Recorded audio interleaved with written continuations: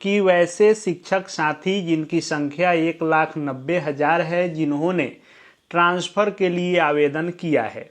पहले तो ट्रांसफ़र का इतना डिले हुआ कि लगा कि ट्रांसफ़र होगा ही नहीं, लेकिन जो 4 बार अभी तक लिस्ट निकल चुका है ट्रांसफ़र का, उससे अब लग रहा है कि ट्रांसफ़र लोगों का होगा।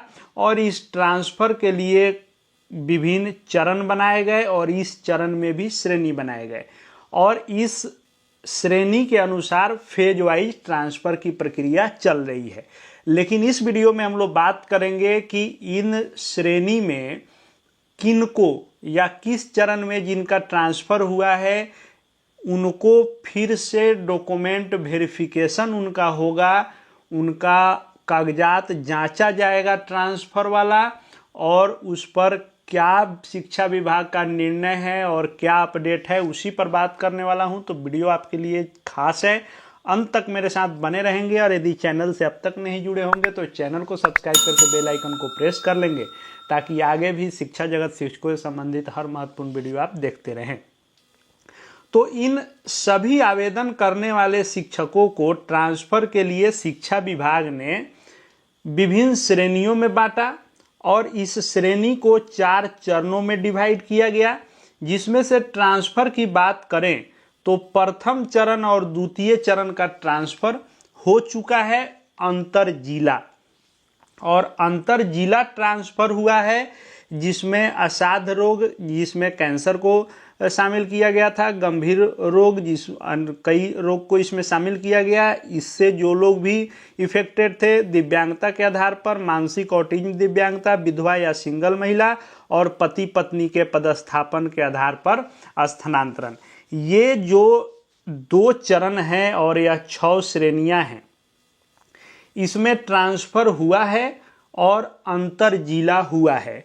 लेकिन अंतर जिला में भी पटना जिला को होल्ड किया गया है और पटना जिला को होल्ड किया गया है और पटना जिला को होल्ड करने का कारण है कि सबसे अधिक आवेदन पटना जिला के लिए पड़े हैं। सबसे ज़्यादातर लोग चाहते हैं कि पटना हमको चाहिए।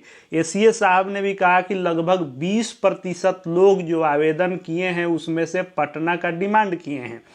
तो पटना जो लोगों ने चॉइस दिया है, और चूंकि बहुत अधिक चॉइस है जिसके कारण पटना जिला को होल्ड पर रख दिया गया कि वहां का ट्रांसफ़र लिस्ट नहीं आया, बाकी जगहों का ट्रांसफ़र लिस्ट आया, लेकिन पति पत्नी के पदस्थापन के आधार पर हो या बाकी में भी हो, पटना जिला का नहीं किया गया।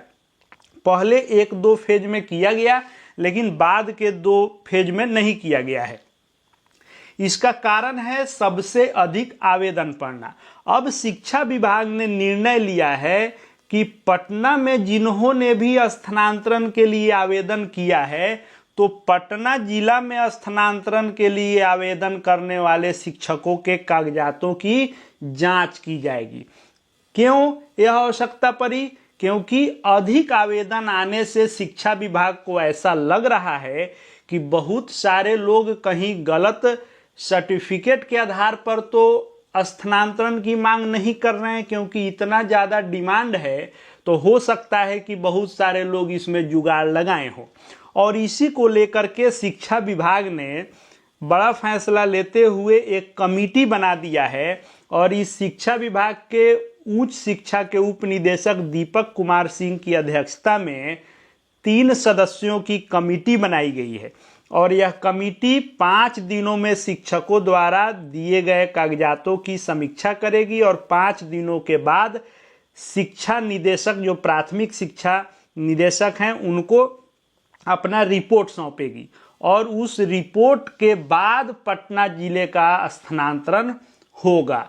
तो एक तरफ तो यह खबर है कि पटना में आवेदन करने वाले बहुत सारे लोग इसमें फर्जी भी पकड़े जा सकते हैं जो स्थानांतरण का दावा किए हैं, लेकिन दूसरे तरफ ये भी अच्छी बात है कि जब कमेटी अपनी रिपोर्ट सौंप देगी तो जो इसमें जेन्युइन लोग हैं, जिनको सही में वह समस्या होगी, जिनका वह दावा सही होगा, उनका स्थानांतरण पटना के लिए हो सकेगा, क्योंकि पटना वाले चिंतित थे कि पटना में क्यों नहीं हो रहा है और पटना वाले का कब होगा। तो इस निर्णय से आपको यह एक बेनिफिट दिख रहा है कि अब आपका ट्रांसफ़र पटना में भी हो सकेगा। और यह जो 3 सदस्यों की कमेटी बनाई गई है, इसमें शिक्षा प्राथमिक शिक्षा के उप निदेशक संजय कुमार चौधरी हैं और माध्यमिक शिक्षा के उप निदेशक अब्दुल सलाम अंसारी हैं, और ये सचिव बनाए गए हैं, और अध्यक्ष जो है दीपक कुमार सिंह हैं। और ये 3 लोग जो हैं इसकी समीक्षा करेंगे और सभी दिए गए कागजातों की जांच करेंगे और उसके बाद रिपोर्ट सौंपेंगे किसको, तो प्राथमिक शिक्षा निदेशक को। उसमें जितने लोग सही पाए जाएंगे उनका ट्रांसफर रिक्ति के आधार पर हो सकेगा। और इसमें आपका जांचा क्या जाएगा, तो आपने जो आवेदन के समय में कागजात दिए हैं उसको जांचा जाएगा। यानी जिस बेस पर आप चाहते हैं ट्रांसफ़र की चाह कर रहे हैं, जिस बेस पर आप ट्रांसफ़र का डिमांड किए हैं, उन सभी कागजातों की जांच की जाएगी। और इसको लेकर के यह कमेटी काम करना शुरू कर दी है और 5 दिन में यह रिपोर्ट सौंपी जाएगी। कागजात हैं क्या, तो कागजात वही हैं जो यहाँ पर स्पेशल ग्राउंड बनाया गया है, क्योंकि ट्रांसफ़र का यह प्रक्रिया शुरू ही हुआ था स्पेशल ग्राउंड के आधार पर।